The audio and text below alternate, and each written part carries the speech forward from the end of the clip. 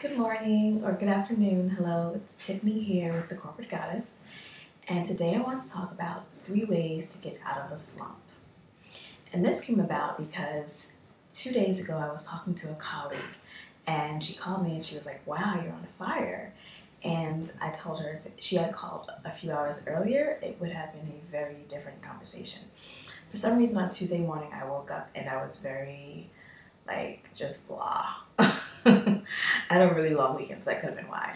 And something that I like to do, which is the first recommendation when I'm in a slump, is first I ask myself, if I can get 3 things done today that would inspire me, or take 3 micro actions, or put 3 things into motion that would truly inspire me, what would those be?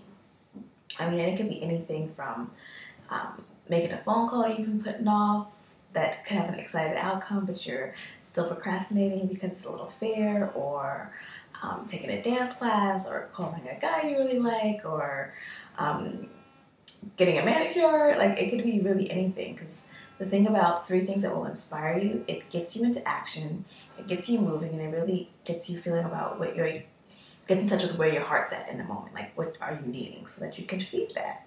So that's the first one, and I absolutely love it. And it worked really well. I actually had a cool day with some cool phone calls on Tuesday.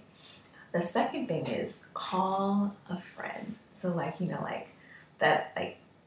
call a friend for free line. Use that. Have a good friend. It could be a male or a female.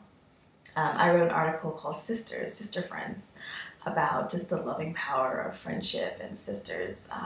So call one, and they can do one of 2 things, or both. They can just laugh with you and remind you how amazing you are, and just just bring that laughter up. And or they can ask them to really shine a mirror in your face, and again, remind you how amazing you are, hold you accountable, and just call your brilliance forth. Because the thing about a great friend is that they always see you, and they always know you at your highest. And so call one of those really good friends that sees you and that can remind you of who you are in a moment when you might not be remembering. And the third thing is move. Those of you that know me personally know I absolutely love to dance. So I'd say take a yoga class. There's actually a studio here in New York, and I'll put it down in the text. So I can't think of the name right now, and they have pole dancing that I totally want to try. So that's more in depth. Take a dance class, go to the gym. But if you're in your office, it could be as simple as walking around the block, taking a break, and going to the water fountain, or doing some of the stairs. But just move, or going to a colleague's desk who you like, or that maybe if you're lucky enough to have friends that work near you, and going and just sharing and laughing and giggling, because that does a couple things. One, moving gets you out of your seat, which gets you out of your head. It gets you into your body.